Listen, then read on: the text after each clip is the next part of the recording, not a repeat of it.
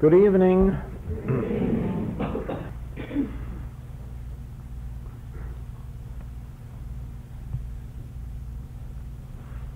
I wish you were all going to be in that class with us. I feel that we're just about getting into our subject. And it reminds me of the early years of this Infinite Way in San Francisco and Los Angeles, when work would go on for weeks and weeks and weeks and weeks, just building up and wondering just where it would end, but always arriving someplace in the end. And I don't know whether we accomplished that in these short visits.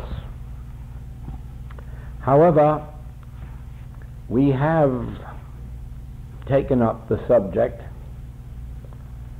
of the nature of God and shown how it leads naturally to the subject of the nature of prayer. And with these two subjects, we travel a long, long distance toward the attainment of a state of consciousness in which harmony can be realized. Just as it must be a very startling thing to learn that God doesn't give and that God isn't withholding, and therefore there's really no use of going to God for anything. So it comes as quite a surprise when we first begin to suspect that prayer is not made up of words or thoughts,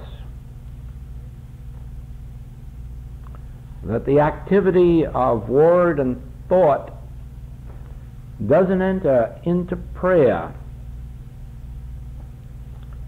except as a preparation for prayer, but not into prayer itself.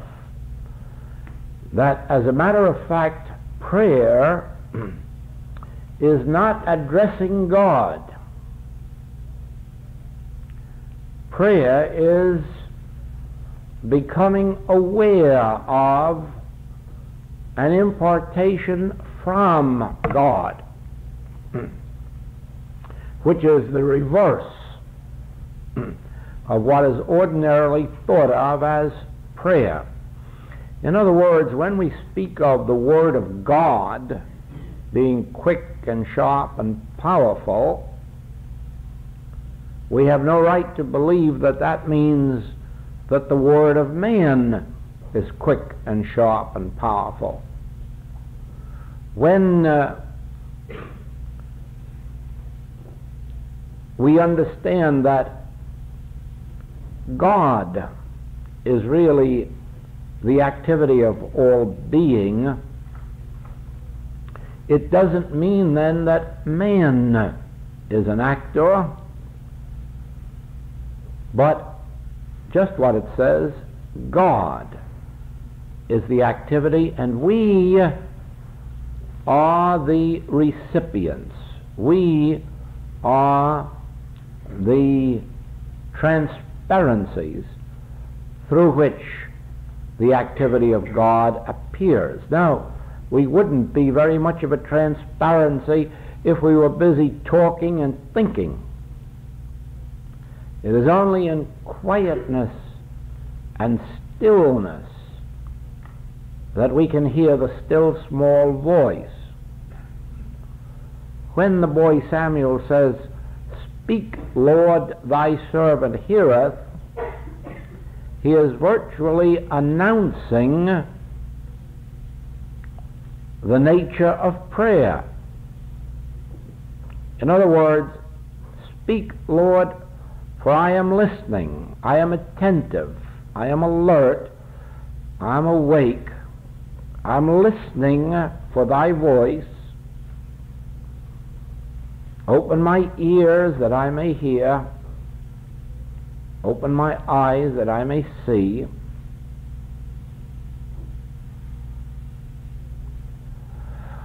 And so we learn that the attitude of prayer is listening, alertness,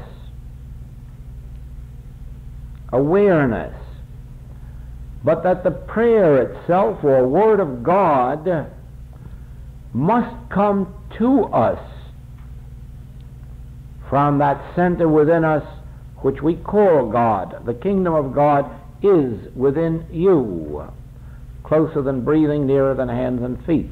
Therefore, if we are to hear the voice of God, if we are to become aware of the presence and power of God, if we are to be instructed by God,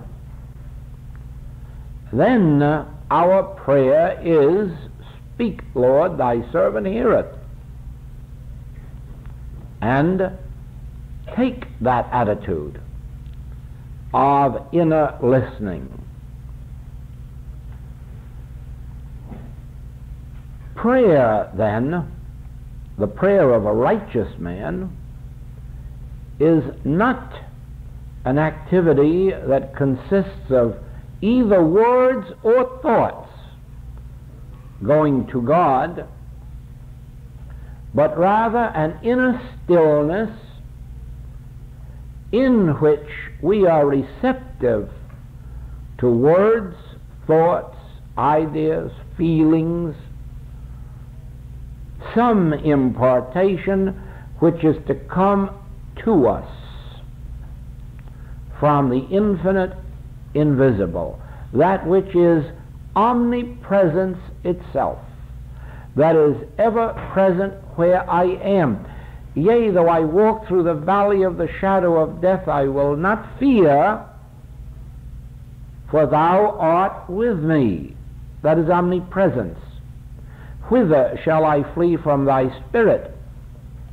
If I mount up to heaven, thou art there. If I make my bed in hell, thou art there. If I am in the midst of sin, and at the moment haven't sufficient understanding to overcome it, even in that moment of sin I can turn within with receptivity, as the woman did, taken in adultery, as the thief did on the cross for thievery. Even in those moments of sin, I can turn within and instantly know that by virtue of omnipresence, an answering grace must come through. Neither do I condemn thee, but go and sin no more, lest a worse thing come upon thee. In other words, don't return to the same state of consciousness that brought you to this plight, because the same state of consciousness can result in the same state of evil. Now,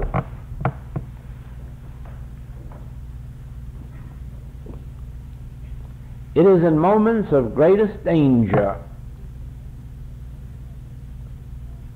as in this past decade or past 20 years, we have witnessed in many cases with flyers that in some moment of extreme danger, they surmounted all thought, they surmounted all pleading, and just lifted themselves, or were lifted in consciousness, to expecting God's grace, and received it.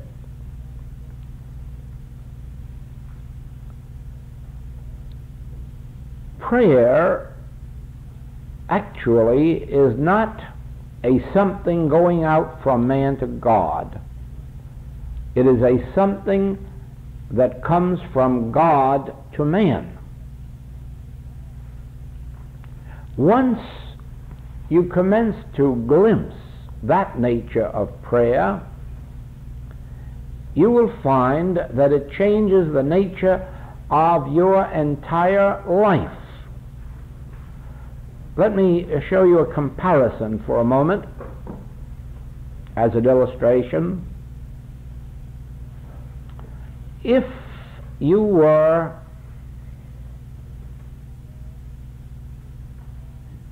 a student of one of the mental sciences and you were called upon for help, you would sit down and consciously know whatever truth was taught in the particular message you were studying. And in many cases, you would even be addressing that thought to the mind of your patient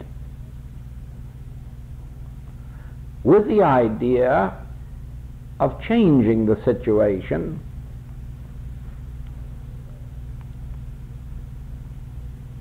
The treatment would be an activity of your mind.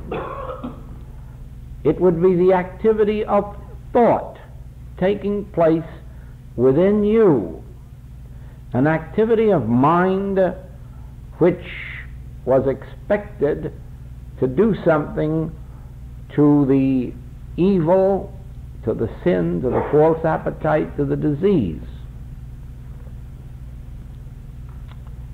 If you were working with a spiritual teaching and you were called upon for help, you would not begin to know some truth.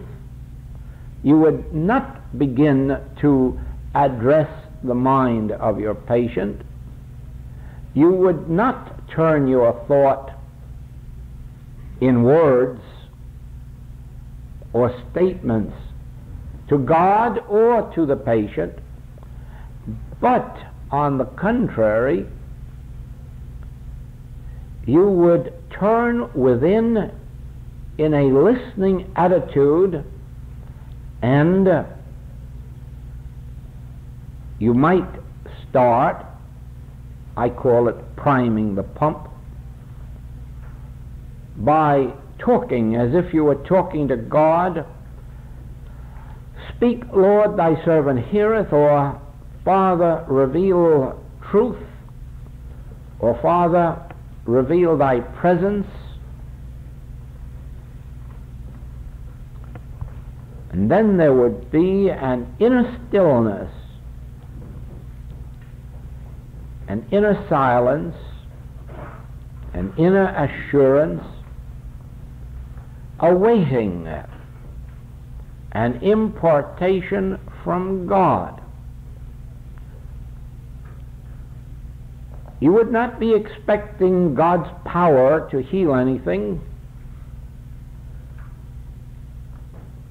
You would be expecting only that the presence of God announce itself.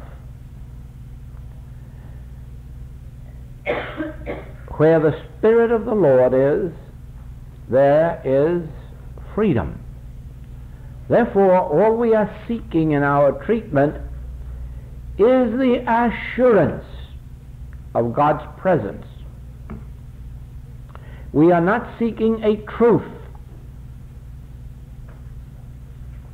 We are not seeking to uncover error. We are not seeking a truth with which to overcome error. We are seeking only one thing. We're not even thinking of a patient. We are turning within for the assurance or reassurance of God's presence. And this may come in one of hundreds of different forms.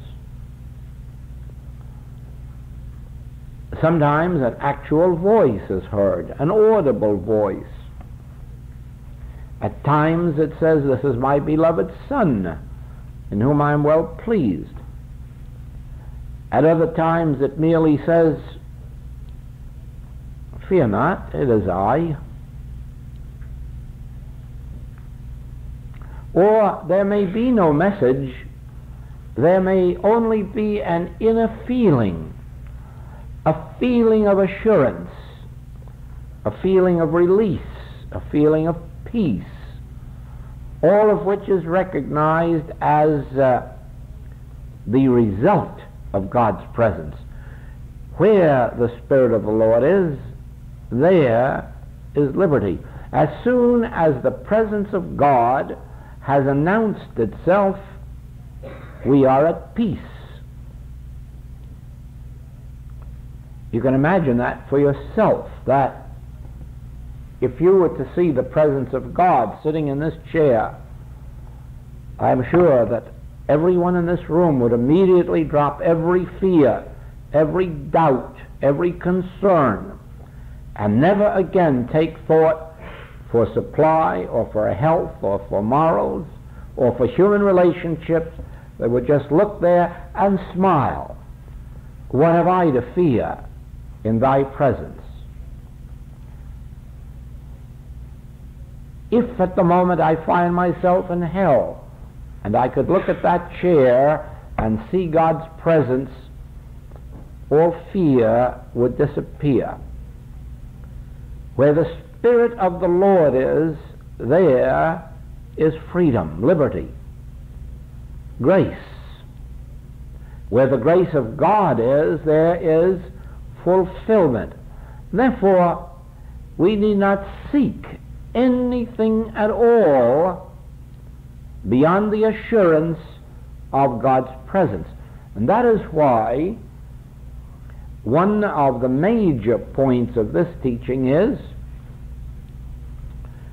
that we must under no circumstances attempt to demonstrate anything. We may not demonstrate supply in our work. We may not demonstrate employment. We may not demonstrate happy marriages or pleasant divorces. We may not demonstrate persons, places, things, or conditions. Our work is a surrender of the belief that we know what's good for us. We surrender the belief that we can possibly tell God what is good for us. Therefore, we have but one demonstration to make, and this is our hour-by-hour demonstration: to know thee aright, to demonstrate the presence of God, to demonstrate the Spirit of the Lord God upon us. The Spirit of the Lord God is upon me, and I am ordained to heal the sick. Can you imagine the Master saying, I am ordained to heal the sick, without first saying, the Spirit of the Lord God is upon me? No, he was too careful to say, I of my own self can do nothing. If I speak of myself, I bear witness to a lie. The Father within me doeth the works. If an infinite way student were ever to try even to give a treatment without first realizing the presence of God, they would be hoping in vain. Oh no, it is not for pleasure that we have that passage in the front of all of our writings.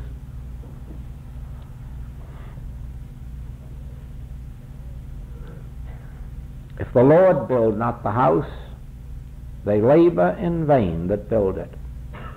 If the Lord keep not the watchman keepeth watch in vain.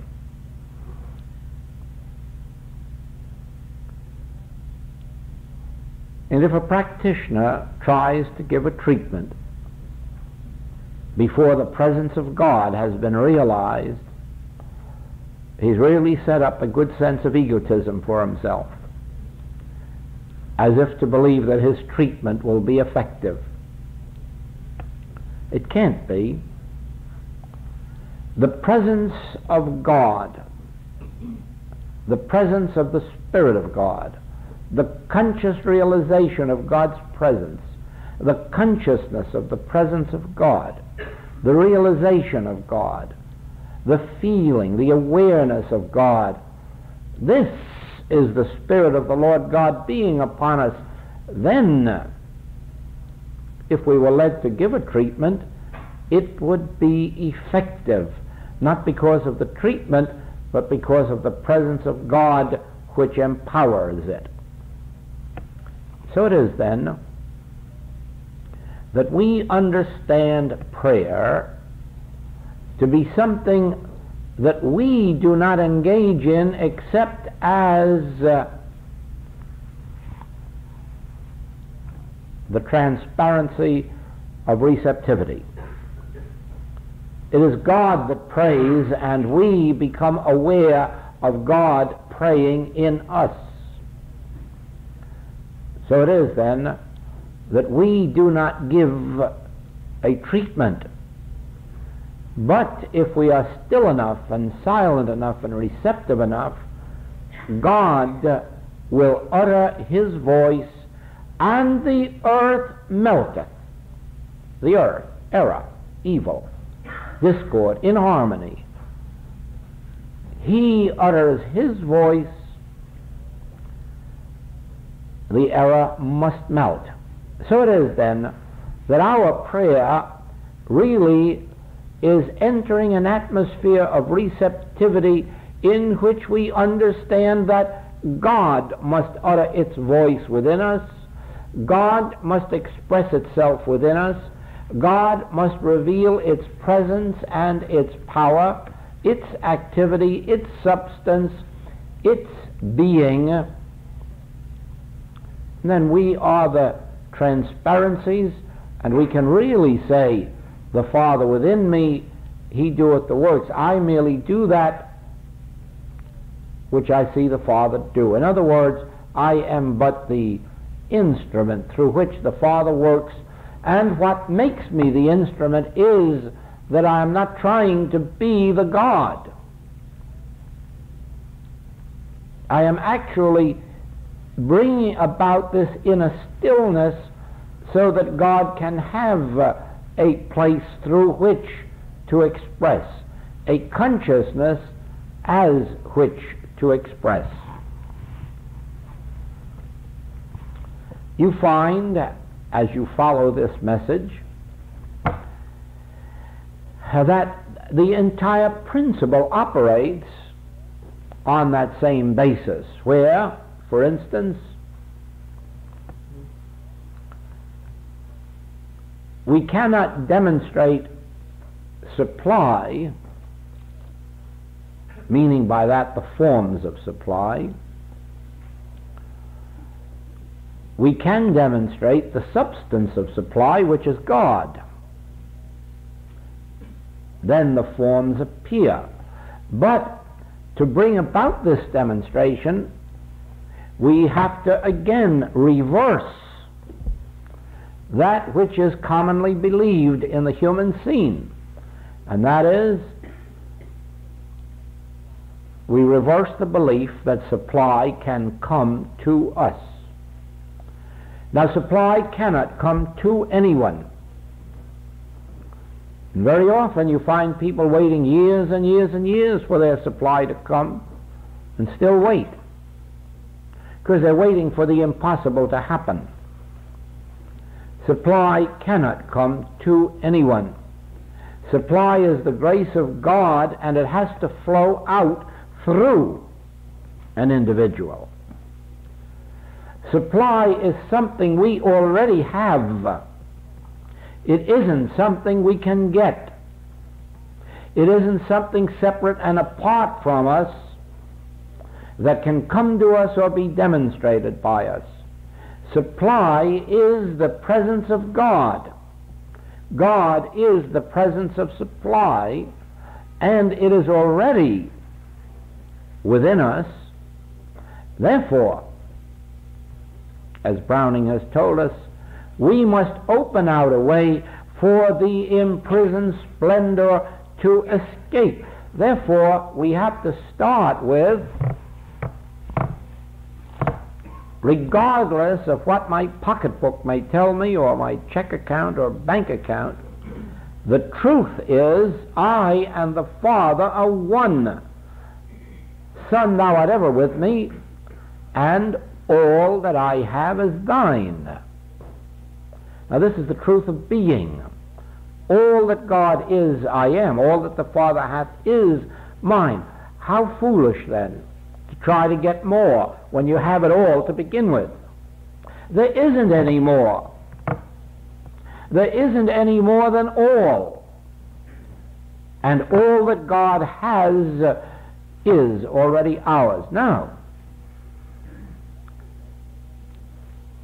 the demonstration, even of the forms of supply, would mean that we would have to start letting it go forth rather than waiting for it to come in. Now, since we definitely cannot give out more than we have, and since it isn't always wisdom to give out all that we have, even when it's a small amount, we can at least begin with what we have. The Hebrew prophet demonstrated that.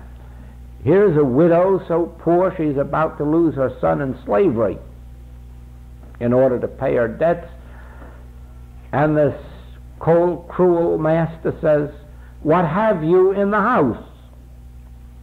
As if she wasn't poor enough already. And I suppose there may have been a little resentment in her thought when she said, "A few drops of oil and a little meal." And I hope you're not going to take that away from me. But that's exactly what he did. And as she began to pour, she readily learned that there was no end to it. So with us, when we find it possible to reverse human belief and realize that if the kingdom of God is within us, the allness of God is within us, and then we begin to take out from that infinite storehouse, even if it were pennies, and grew to be nickels or dimes. But if we began a regular program of supply can't come in, it must go out, we would soon find that there is an infinite storehouse within ourselves. Now, it isn't only about money and property and securities that this is true, or business. It is true in every avenue of our existence. For instance, students tell us all the time that they cannot start healing work because they don't know enough truth. Of course, that itself is an untruth. There isn't anybody walking on the face of this earth who hasn't enough truth to start being a practitioner today. It may take them a few weeks or a few months or a year or two before they be fully into the swing of it, but there isn't anyone, not only truth students, but those who haven't even heard that there are truth teachings, even they have enough truth to be healers. If they would begin with this principle of supply and use what they have in the house, and all you need is a Bible passage. That's all anyone needs to start a metaphysical healing practice. Just one scriptural passage, one scriptural quotation, one statement of truth. Now, it would work like this.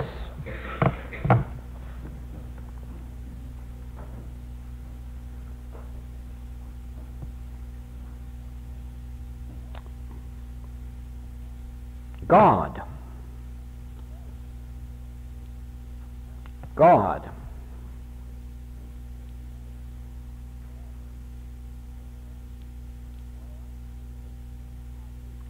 All right, the passage that we will take is the passage I have been using. Where the Spirit of the Lord is, there is liberty. Let us start with just that one now. Now let us ponder it. Let us think upon it. Let us cogitate, meditate. Where the Spirit of the Lord is, there is liberty. Where is the Spirit of the Lord? Omnipresence? Here where I am?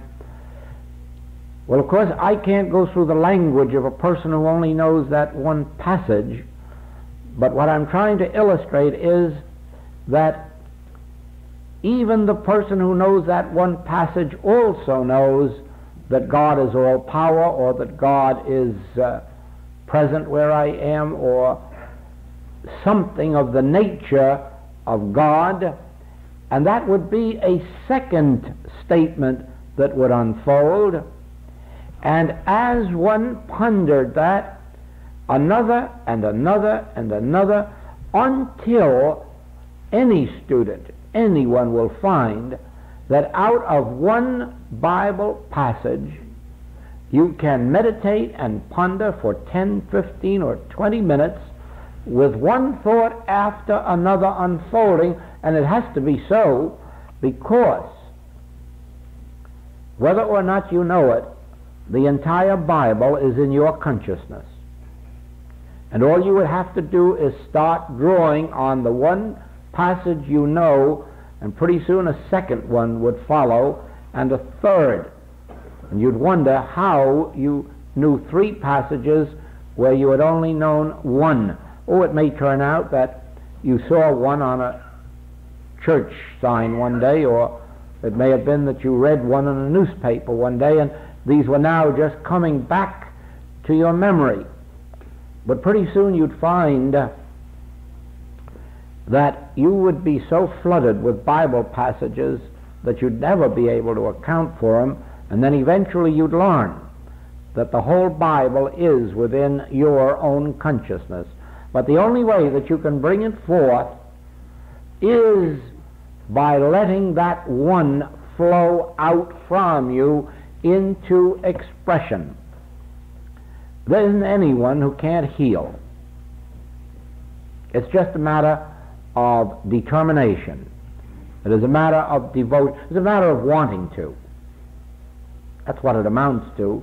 Because when one wants to, one is willing to sit down and use the few drops of oil they have, use whatever little inspiration they have.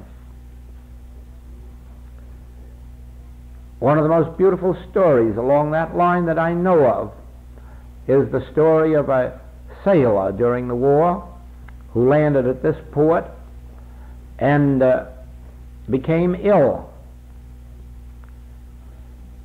And this boy was a Christian Scientist. He went into the nearest hotel, registered, went to his room, but wasn't making any progress in relieving himself, and he phoned down to the clerk and asked the clerk if they had any Christian Science books down there. And the clerk looked around and found one, and he said, "Would you please send it up?" And they sent it up to him. And so he settled himself in bed and began to read a life of Mary Baker Eddy. But as he read this, he found he was reading some very nasty things about Mrs. Eddy, some things he hadn't been taught, some things he didn't believe. And eventually he realized this was a pretty vicious book. Not going to get much healing out of this book. But then he noticed that every page or two there was a quotation from Mrs. Eddy's writings. And so he thought, and he got himself pencil and paper, and he began to copy out these quotations from Mrs. Eddy's writings, and he worked with those and awakened in the morning healed. Why not? The book was really meant to destroy. The book was meant to be vicious and destructive. But all things work together for good to those that love God. And out of this piece of vilification came spiritual healing. Well, you know, every single one of us is a book full of evil. Our minds are just filled with it. But in that book of life, even of human life which we are, there are pearls of wisdom, gems of spiritual good. And the secret is, that's all you need is your own mind and your own consciousness, because buried in the mind of man is a mind greater than King Solomon's. The mind of man has all of the wisdom of God, very deep, it's true, just like those quotations of Mrs. Eddy's were scattered around among a lot of filth, but they were there. And so it is that in what you and I call the ignorance or spiritual darkness of the human mind, we too will find these gems of Scripture, gems of spiritual wisdom, but only acknowledge to begin with that they're there. Acknowledge that where I am, God is, even if I am making my bed in hell. Acknowledge that where I am, all that the Father hath is mine, even if it's in a rubber boat in the middle of the Pacific Ocean, or lost in a desert, or out on a battlefront. Where I am, God is, the place whereon thou standest is holy ground. The presence of God is where I am, and therefore, to bring forth supply of any nature, bring it forth from within your own consciousness. And then you'll find that books, teachings, and teachers are only pump primers. They are only transparencies. They're only aids and helpers on the way. And eventually, they will not fulfill their function until they reveal that the gems of God are within you. The only thing that, in the infinite way, I do not like responsibility, so I tell it to you in the first place, so I won't have to tell it to you in the last place. If I can help to make you free the first day so that you never need me the second day, I am happier. I enjoy that sense of freedom, and besides, there are 4 billion more on earth waiting to be freed. So I'll never be out of customers for a long while.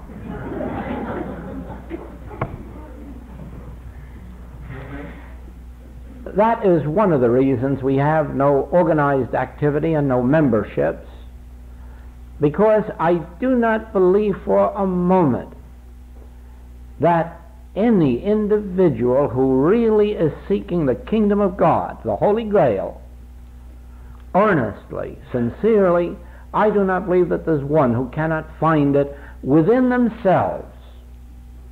And all they need from us is a little neighborly help, a little friendly understanding for a short while, until the flow begins to come up from within, and then they find, I and my Father are one, and all that the Father hath is mine, and I don't need any human mediators. I don't need any human go-betweens, And I'm grateful for the teachers and the teachings that have helped me to find King Solomon's mind within myself.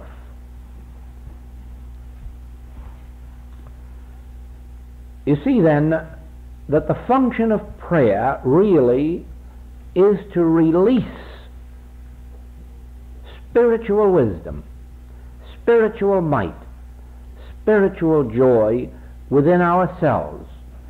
And we can't do it with the mind. It's an impossibility. Trying to improve ourselves with the mind is like trying to pull ourselves up by our own bootstraps. All you have to do is see a weightlifter to know the futility of working with the mind. You can end up with a beautiful form, if you can call it beautiful, but it's muscle bound. And so is a mind that is trying to be a power. Yes, it can build itself up until it bursts. Mind wasn't meant to be a power, it was meant to be an avenue of awareness. You want to prove it? Quickly, easily. Instead of using your mind to make something happen, instead of trying to use your mind to make something happen, be still. Be still and let the voice of God utter itself, and see what it will do in the way of melting the earth. See what it will do as a presence that goes before you to make the crooked places straight, without conscious thought, without taking thought for your life, what you shall eat or what you shall drink, or wherewithal you shall be clothed. Yes, I know I repeat this often, and some of you are probably going to get weary hearing me tell this, but bear with me. I just happen to like it. It was in the early 1900s that a magazine article appeared telling us Americans of how industry was going to be strangled soon. There weren't enough horses being bred. And what will we do when there's not enough horses? Americans, do something. Well, why not let's pray for horses? And a few years later, horses were outmoded. Had we prayed and our prayers been answered, I don't know what we... Pray for horses. Every time I've ever attempted to do any praying like that, I can't help remembering that story. And then I fear that maybe I'll pray for something and get it.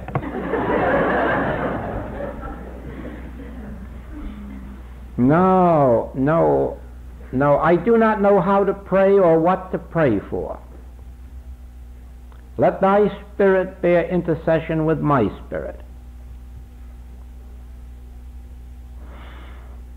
Thy grace is my sufficiency.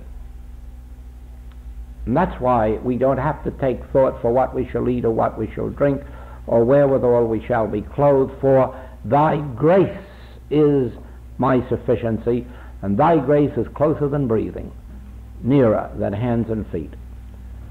All that the Father hath is mine. Son, thou art ever with me. I will never leave thee nor forsake thee. Well, just think of this presence saying to me, I will never leave thee nor forsake thee. So you see the difference. If I were to say in my prayers or treatments, I will never leave thee nor forsake thee, that's egotism, and it's a lie. But when I hear within me, fear not, I will never leave thee nor forsake thee. I was with thee before Abraham was. I will be with thee to the end of the world. I have nothing left to pray for in the old-fashioned sense of prayer. Nothing. My prayer is just gratitude, rejoicing, acknowledgement, and then expectancy, awaiting the realization of God's grace.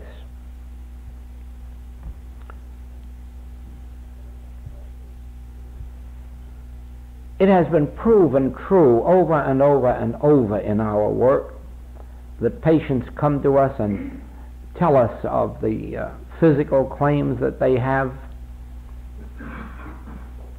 And, if they're healed and try to boast about it to their doctor, the doctor would say, "Who diagnosed it?" And then he'd probably point out that if they had the best diagnostician in the States, that they'd only then have 45% chance of being right.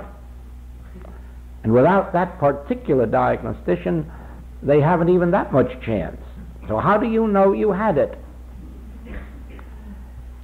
I know from long years of experience that all those who come to me with heart disease and haven't really had heart disease, even from a medical standpoint, how do they know they had heart disease? Oh, they know all the symptoms and all the pains. That's nonsense. We don't know how to treat disease metaphysically. We don't even know if disease is present. And we don't even know if disease is fatal if it is present. We only know what the conditioned mind accepts. Once we have come to a place of unconditioned mind where we no longer pass judgment as to good and evil, we realize then we know nothing. And we're grateful for it. Really grateful that now we can sit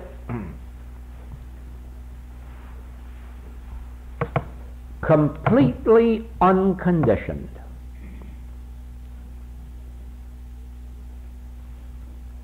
Looking out, or with closed eyes,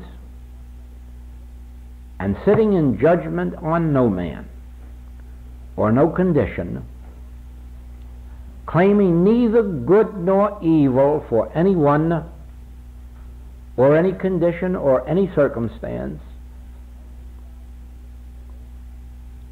closing the eyes to the appearance, having no judgment,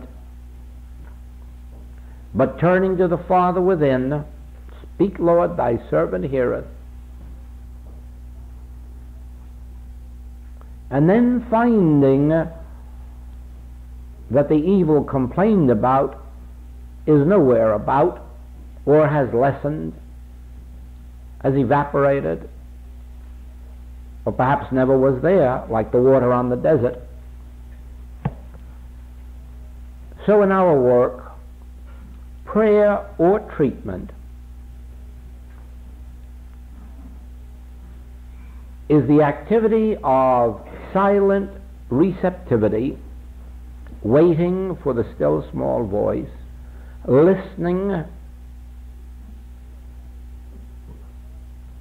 until that Spirit of the Lord God is upon us, until that feeling of God's presence is there, until that awareness of a transcendental something or other which can't be defined or analyzed or understood, but which is, and which is tangible by its effects in our experience. So you see that as we go to a spiritual wisdom, we begin to understand why it was said that the wisdom of God is foolishness with man and the wisdom of man is foolishness with God. Why it was said that my thoughts are not your thoughts, my ways are not your ways. My peace I give unto you, but not as the world giveth. There too. This is more especially true with younger students. They believe that if they could have a personal appointment with their practitioner, that it would help in their healing. As a matter of fact, it could well serve as a barrier.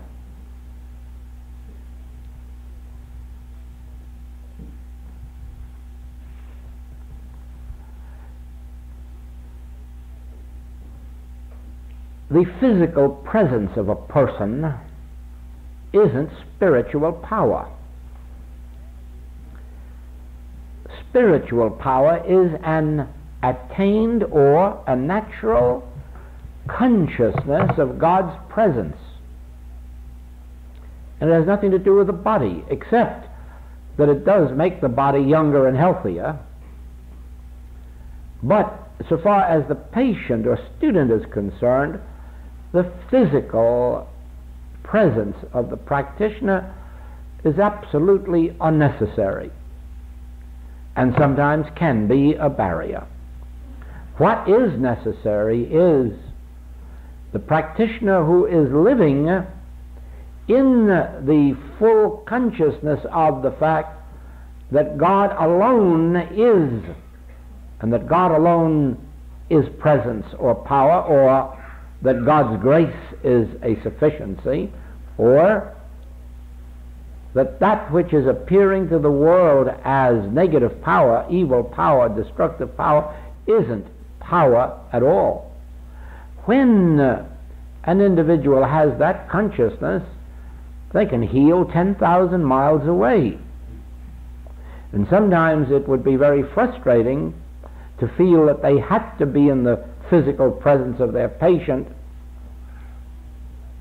while they have patients thousands of miles away. It would be as if you were cheating them. No, we must come to the awareness that it is not the mind of man nor the body of man that counts in the healing or spiritual ministry. It is the consciousness that is freed in some measure of the belief in two powers. That constitutes a spiritual practitioner. When you touch that consciousness, if you're 10,000 miles away, it is as active as if you were in its physical presence, because now why should this come up here?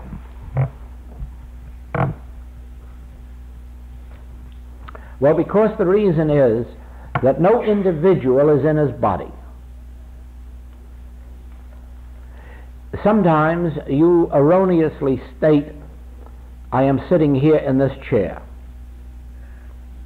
And that never was true. Your body is, but you aren't there. And you never were, and you never will be.